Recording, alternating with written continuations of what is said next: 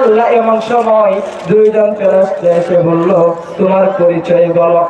এবার আল্লাহর ওলি হযরতে বাইজিদ বুস্তামি রাহমাতুল্লাহি আলাইহি ওনার মুরিদ ডাক দিয়া কয়, ও ফেরেশতারা, ও ফেরেশতা তোমরা শুনে রাখো, আমি এই পৃথিবীতে যখন ছিলাম এমন সময় একজন আল্লাহর ওলি ছিল, যে মহান ওলি মায়ের দোয়ার বরকতে জগৎ বিখ্যাত আল্লাহর ওলি হযরতে বাইজিদ বুস্তামি। আল্লাহু আকবার।